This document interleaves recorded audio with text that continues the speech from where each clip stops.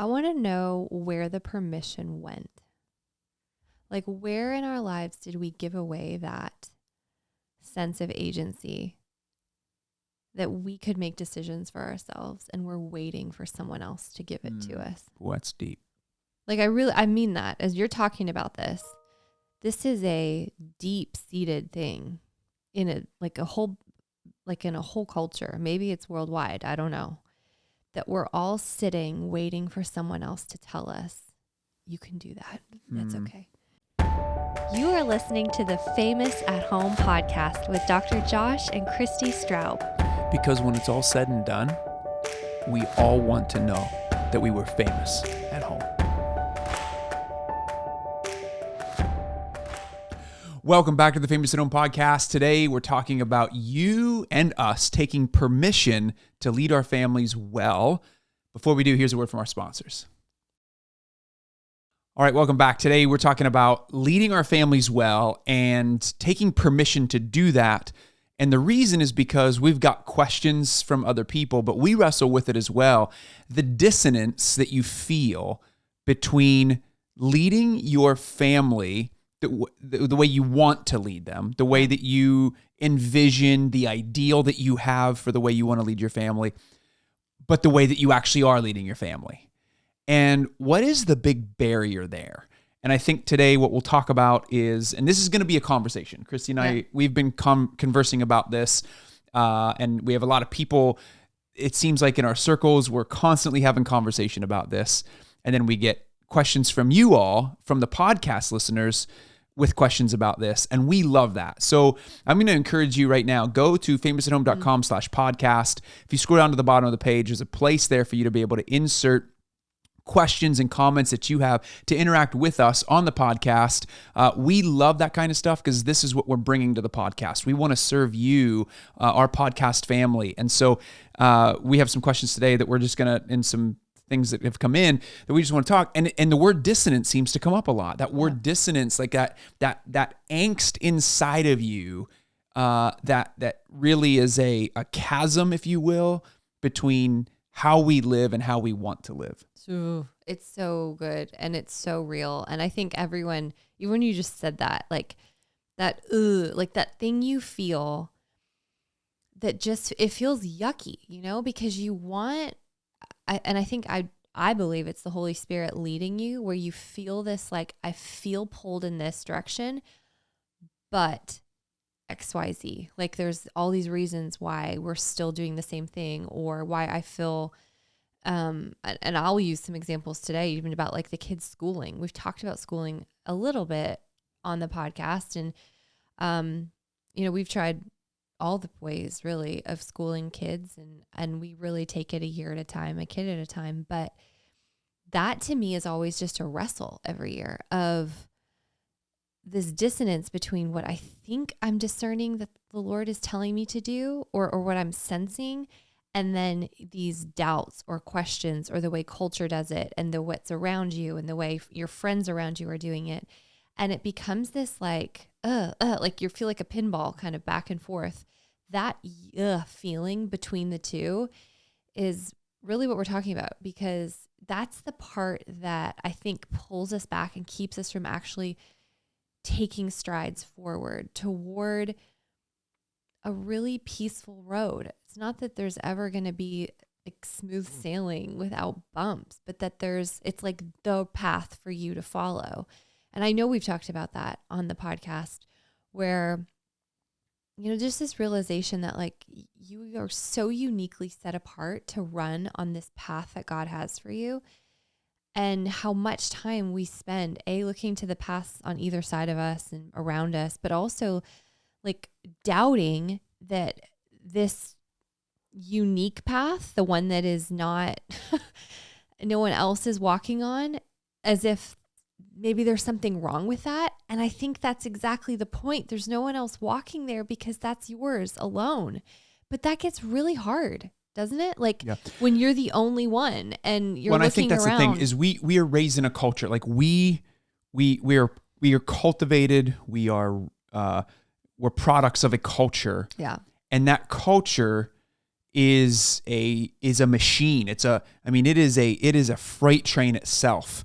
And when you become a part of that, you start to think like it, you start to believe like it, you start to live like it, you start to become it. And I think over time, that's what ends up happening. And so there's a group of dads, and you may have heard me talk about this in a podcast in the past, where we have a group of dads who've gotten together and said, hey, we want our boys to have a community. We want our boys to be just, kind of the thought was, hey, listen, we have boys who if Fortnite's not their thing, like all the other kids in the world are playing Fortnite, right? Culturally, this is what boys do. They play Fortnite. It's kind of like a rite of passage. You play video games, you do all these things. And it's like, but what if we want to raise our boys differently and they're the only one? Like, we don't want our boys to be the only ones not playing video games or the only ones not doing what's culturally appropriate. And so they have a band of brothers, if you will. I wouldn't even say appropriate, but like culturally becomes the standard. A rite of passage. It becomes a standard, right? It's like, this is what you just do because you are ingrained in the culture. Like our cell phones, like all of these things subtly take over our lives. Travel, sports, sporting events, activities, they subtly take over our lives. And the next thing you know, you're like, oh, well, I guess I'm just supposed to be doing this because this is what everybody else is doing. Right. And we wanted to create this group of like going, no, we don't want to just do something that everybody else is doing. We want to do it the way that we believe God is calling us to do it, that feels we want to shorten that dissonance that we feel between the way we want to raise our sons and the way that we actually are raising them.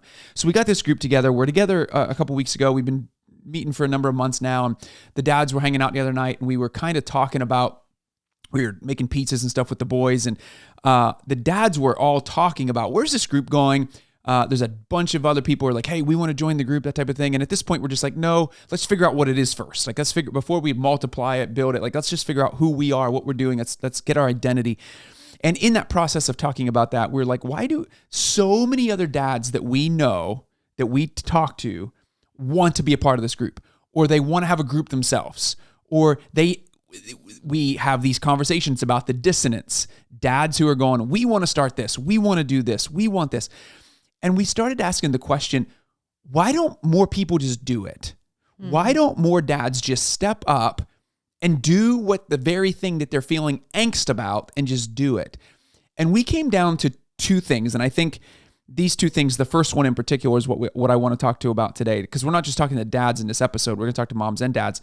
But there's two things that I think that come down to this. And the dads, as we were talking, these were the two themes that came up.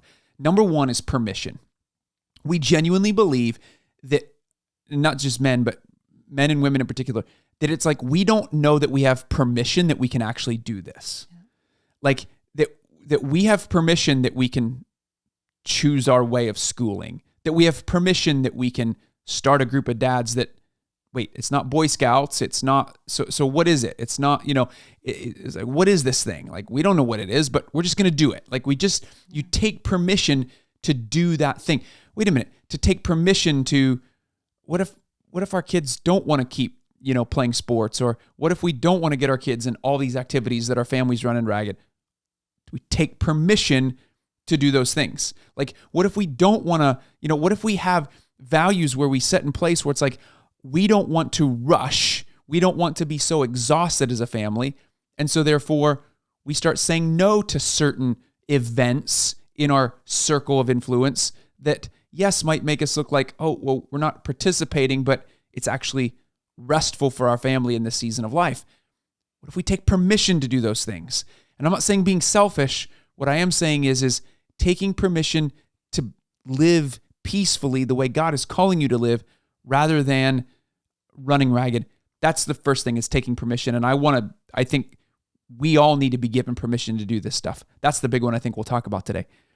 The second one that really came out of this conversation was the word competency. And I think this leads more so to men in leading a group of boys is, we're teaching them how to hunt, shoot guns, fish, build fires, make their own steak and meat and potatoes and doing all that over a fire.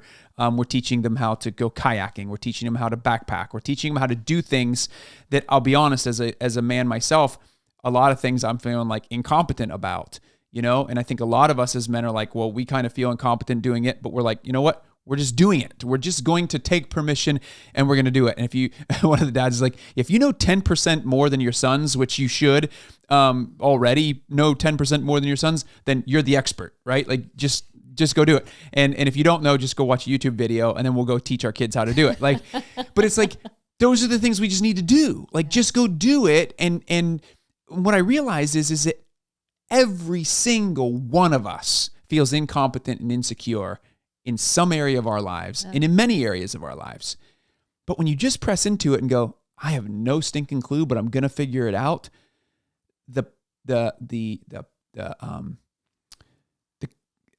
word am I looking for? The empowerment that gives your family, the empowerment that gives your kids, and the empowerment that it gives you to lead the way that you want to be led. So I'm going to start with the word permission. I think permission is the big thing here. I think people don't feel like they have permission to make some of these decisions. So as soon as we come back from the break, we're going to talk about what it looks like to take permission. All right, so Christi, let's talk about this as it relates to these areas of our lives. Okay, taking permission. So the counselor in me is going to come out for a second. I want to know where the permission went. Like, where in our lives did we give away that sense of agency that we could make decisions for ourselves and we're waiting for someone else to give it to us? Well, that's deep. Like, I mean that as you're talking about this. This is a deep-seated thing in a whole culture. Maybe it's worldwide. I don't know. That we're all sitting waiting for someone else to tell us, you can do that. That's okay. Wow. And I don't know if that is that coming from our parents? Is that a message that we were given that our decisions aren't trustworthy? But I just even to sit with that, and maybe that's true. Maybe it's this transfer from childhood to adulthood where we realize, we talk about often the inner child. A child explains, whereas an adult declares. And so if you're sitting with someone and they're explaining to you reasons why, I did that because blah, blah, blah, that's a child part speaking. Whereas when an adult just declares what they've decided, what they're doing. And so notice that in yourself, but you can also notice that in others. If you feel this need to explain why you're creating this group for you notice there's a little child part that's talking because it doesn't feel confident. And so the marrying of bringing in this adult part that's yeah, we've decided to do this group, or I've decided to school my children this way. I've decided to take my son out of soccer. I've decided to put my son into, something else. That is the adult part of us. That's where we want to get to, where we realize we do have permission. We do have full agency. And that's beautiful. So I know that's sort of derailing, but No, it's not derailing at all, because I think you have to, where you go, let's use education for a minute. And we were talking about this today. There's a couple of us dads today we had a Bible study for some of the boys, and us dads, there was a couple of homeschooling dads there, and we're talking afterwards. And it's funny how the whole socialization conversation of wait a minute, if you're homeschooling, then are your kids going to be socialized well, and that type of thing. And it's like people look at you like you have three heads if you're homeschooling, Or it could be you're in an environment where it's the opposite. People look at you like you have three heads because you're public schooling. Right. Or, people look at you like you have three heads. And your permission, it could come from your parents. It could come from society. It could come from your neighborhood. It could come from your friend group, from your church. I don't know where it's coming from, and I don't know what circle that it's in or what you're experiencing. But I think that's where permission is often taken from. Yeah. Permission is taken when someone looks at you like you have three heads because you made a decision about the way you're leading your family. And you feel this sense of judgment, shame. And and then you start to question yourself. Yeah. I think it comes back to shame too, because that shame piece is there's something wrong. I've done something wrong. There's something wrong with me. I'm not seeing something. Clearly That is 100% how I felt when we first were trying to make this decision about pulling the kids from school, however many years ago. And it was this like, but they're the experts. I'm not. Like, I don't know what I'm doing. Like and the number of years, out we are. And I realized like, no, I am the expert on my children. I am not the expert on trigonometry, that's for sure, but there's textbooks for that. I am not the expert on a lot of certain subjects, but I am the expert on my children. But that was a flip for me. It took me a long time to reclaim that permission to raise my children. Like, literally no one in the world has that job, nor do they want it. The schools don't want it. The government doesn't want it. I'm the one who wants that job, and I need to fully step into that role.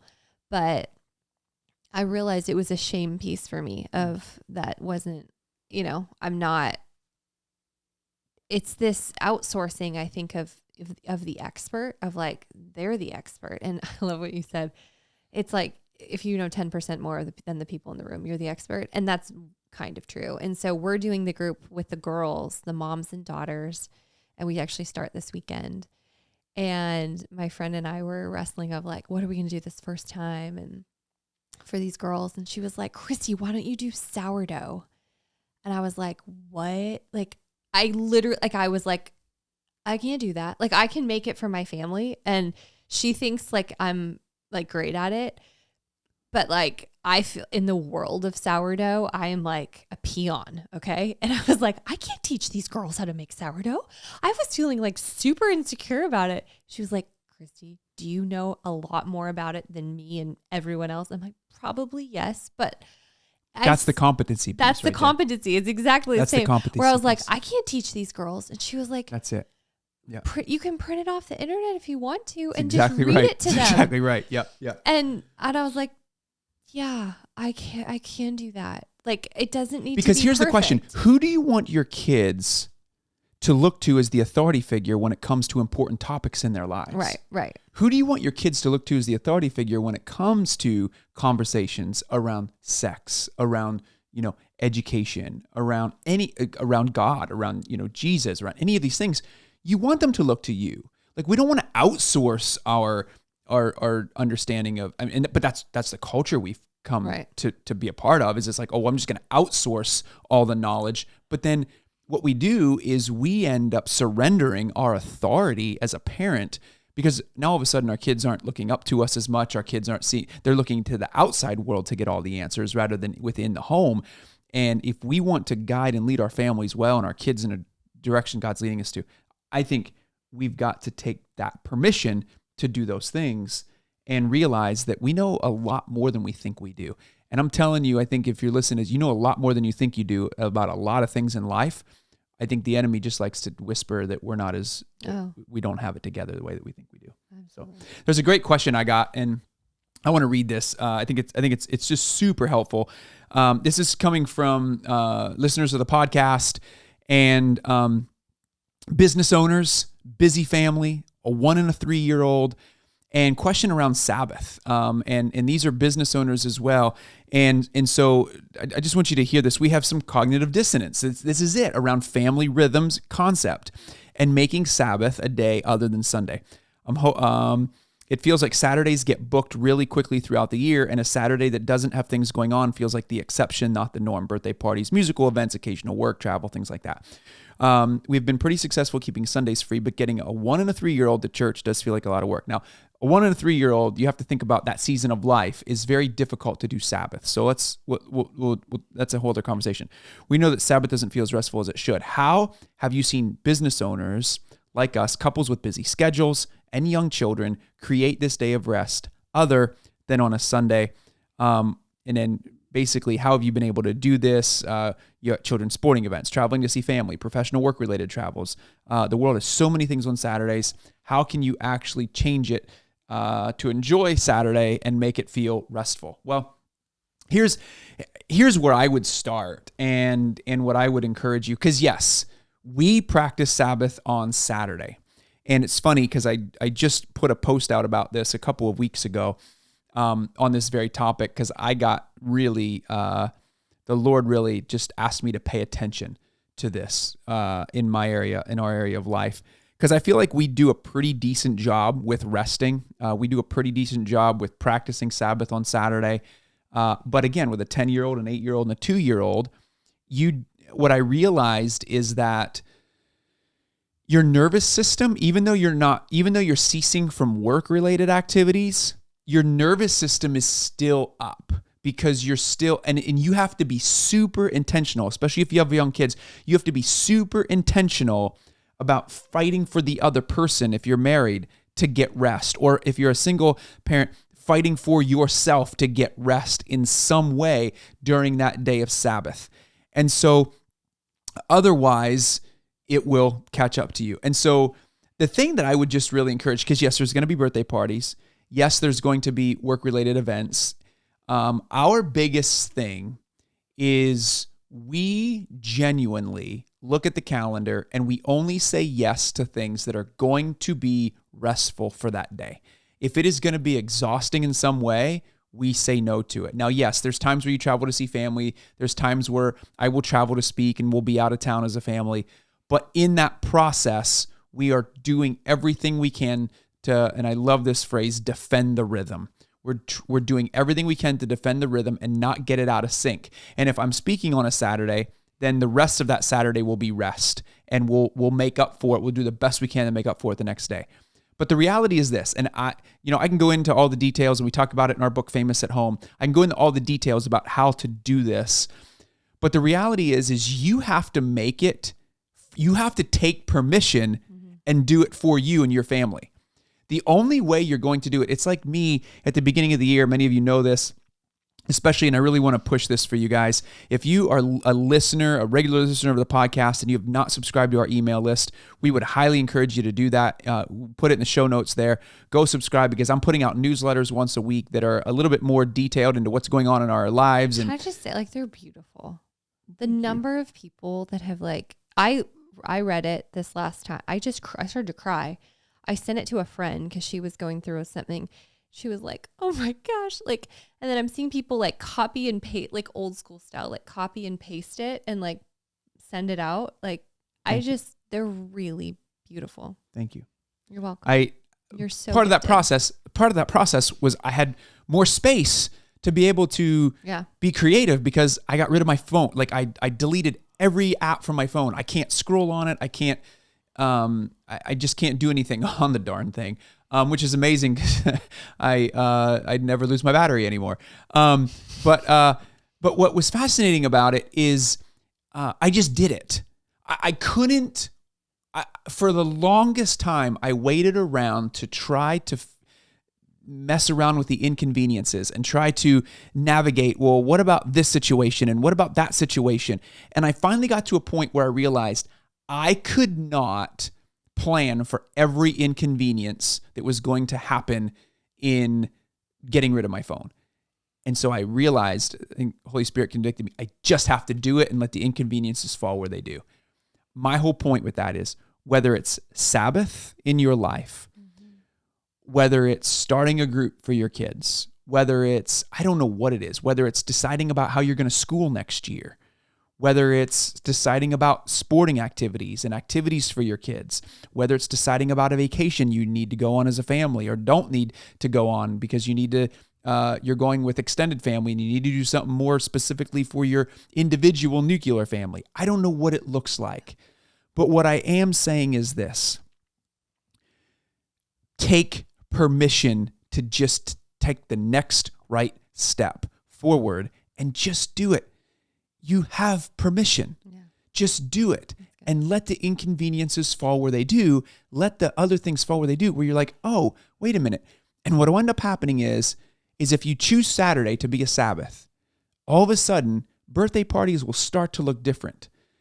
Because at 1 and 3 years old, really, those are for the parents, right? It's like you're navigating. Are we saying yes to this family? Are we saying no to this family? Are we saying yes to our family? What is the best for the health of our family in this season of our lives with our kids the age that they are? Birthday parties will start to get filtered through a different lens. Sporting events will start to get filtered through a different lens. All of these things will start. Just take permission.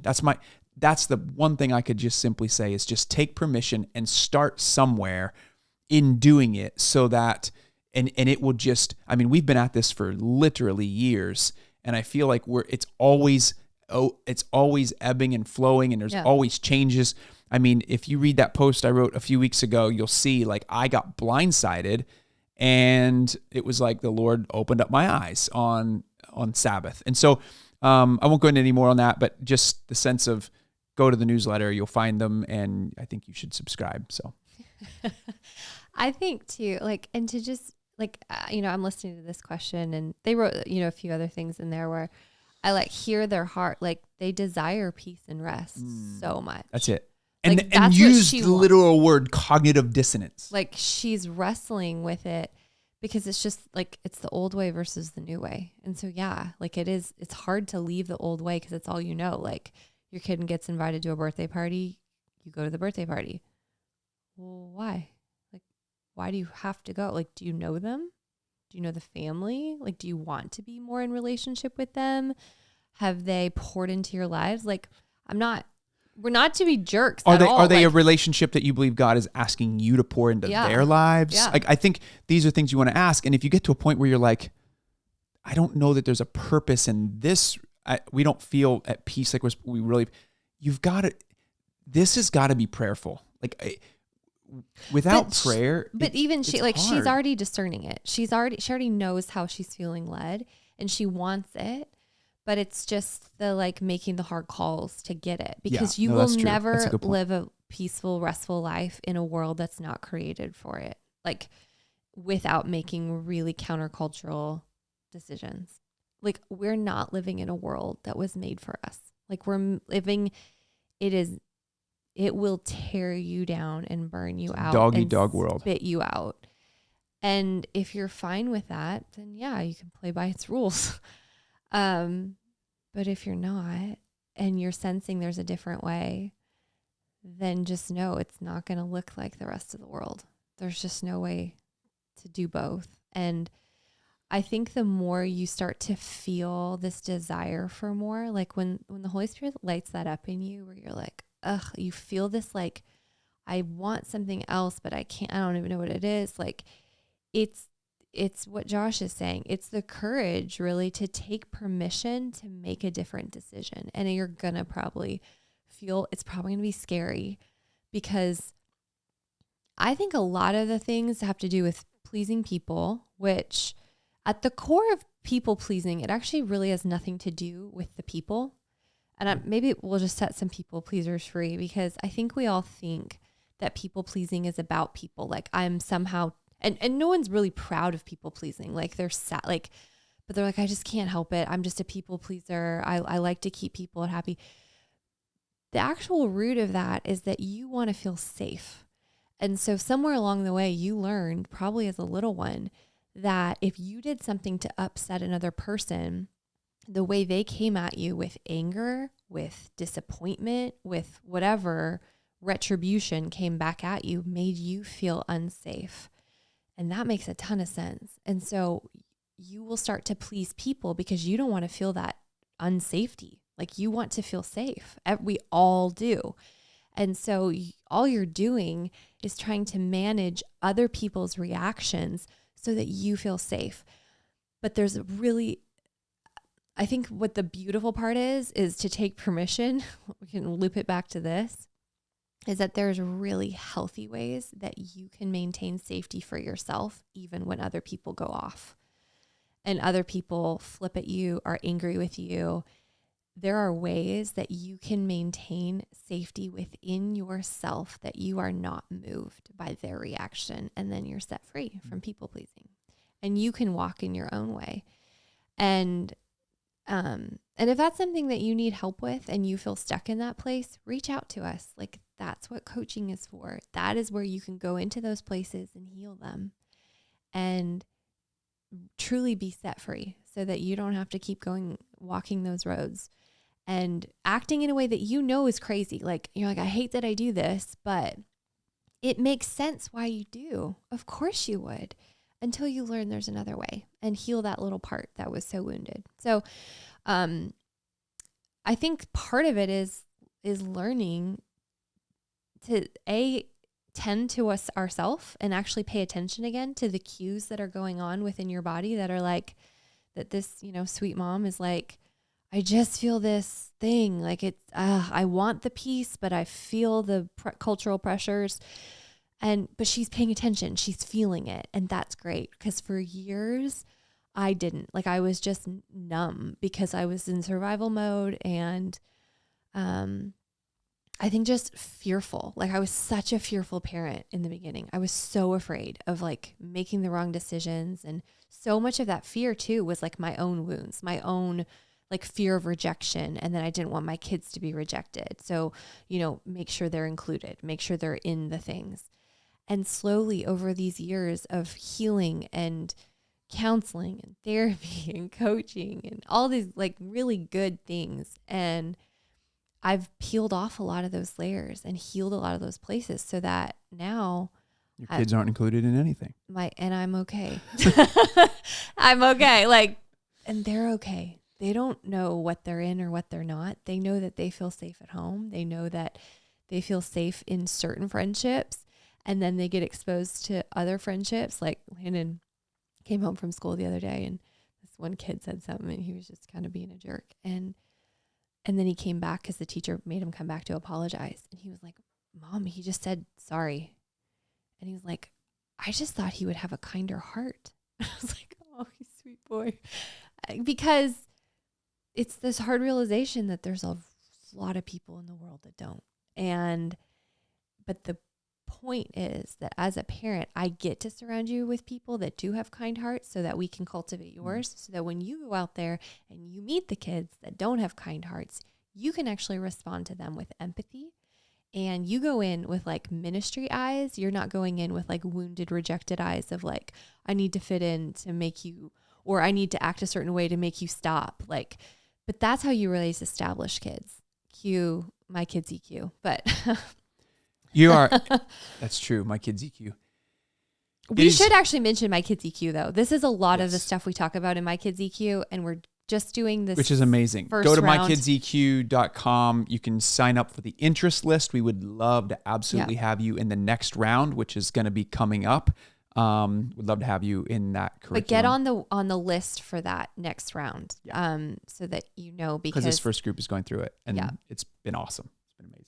So it's so cool. So I just want to say this: you are now 2 months in, fully 2 months into 2023.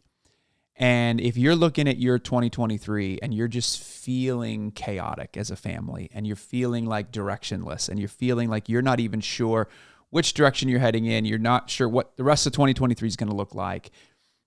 And I just want you to think about, what is that?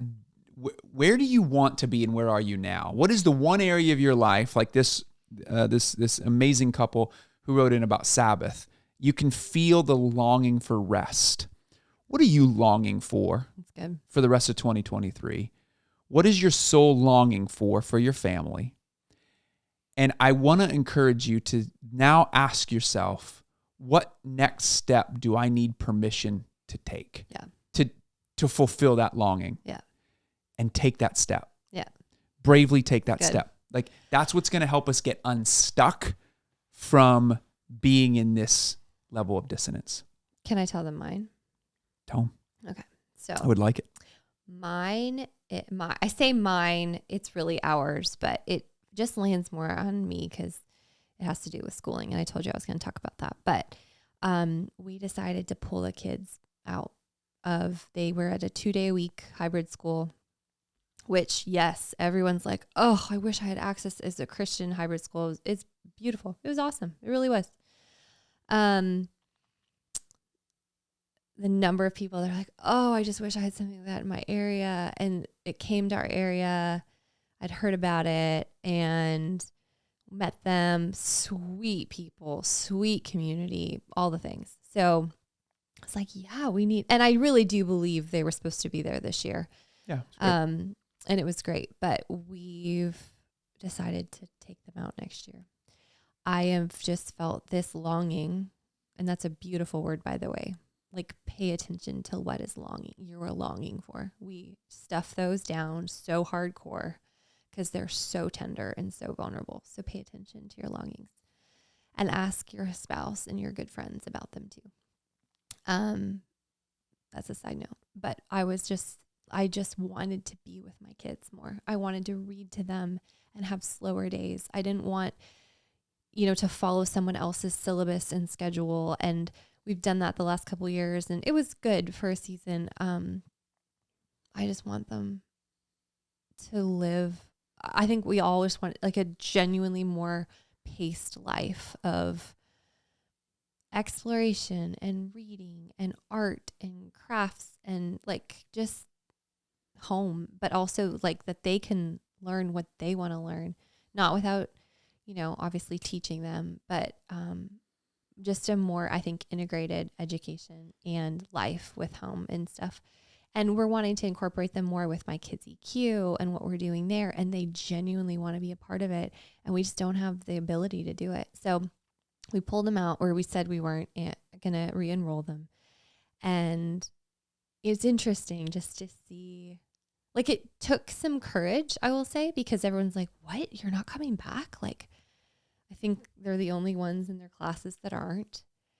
And, it's a genuinely great school. It's a great school. And everyone's like, oh, was there something? What happened? And I was like, oh, no, nothing happened. Like if the Lord calls us to put them back in a program of some sort, I would 100% put them back there. I loved it, but I am discerning something different. Like I'm discerning it would be fine. And if we sent them back next year, it would be fine. But there's something better. I just sense this better, but it does take courage because everyone's well-intended reasonings why we should probably keep them in are valid. And that's great. But I have something higher, and he's called me to something higher. This coming from the woman who I, in premarital counseling, she was so against being the quote unquote domesticated wife. So the joke was, listen, y'all, I tell our premarital counselors this, if sex starts in the kitchen, I've got to at least get her in the kitchen first, or we ain't never having sex. And now she's teaching homemade sourdough bread, and she's homeschooling all the time. Like this 10-year-olds, but I'm telling you. Listen, I'm as appalled as anyone. I remember early on, we were like newly married, and they asked us, this one publishing company asked us to write a homeschool curriculum. I don't know if I've ever told this story in the podcast. And I was like, I have zero interest in that. And they were like, just come, we have this homeschool, was it a convention? Oh, Christi, your stereotypes and was it like a convention, like a conference? Yeah. And they're like, just come and just check it out. And I was like, okay. And I said to Josh, we're driving there, and I was like, if I see ladies in long jean skirts, I'm out. Okay? Like I'm out. I'm done. And so I'm public school educated my whole life. Okay? So I did go to Christian school for grad school, but that was it. Anyway, so we roll up, we park in this parking lot. I get out, and I watch these three ladies get out of one of those giant vans in their long jean skirts. And I was like, it is everything I thought it was. I am absolutely not. And we went to this conference, and I was just like, I literally said those words. I will never homeschool. Like I will never do this. And here I am. So I just wanted to say that God can do anything that he wants to do. I also bought her a jean skirt for Valentine's Day this year. You better not have. You better not. I am as humbled as anyone, and I have learned I will never say never to God. So here we are. But that's been part of my journey for 2023. So what are you longing for? I had to think what year it was. What are you longing for, and what do you have to take permission to do next in leading your family this year? Great. Go get the Easter book. Don't forget to take a look at that. We'll put it in the show notes today. 10 Days of the Easter Story. It is out. It starts Palm Sunday. If you get the book, it'll start on Palm Sunday. Every single day, walking your child through a feeling of Holy Week. And also, if you love the podcast, you're a podcast part of the podcast family, please go leave a review because this is how people find out about us and whether or not they want to listen We love you all so much. Until next week, keep in mind that the greatest red carpet you will walk is through your front door. Keep being famous at home.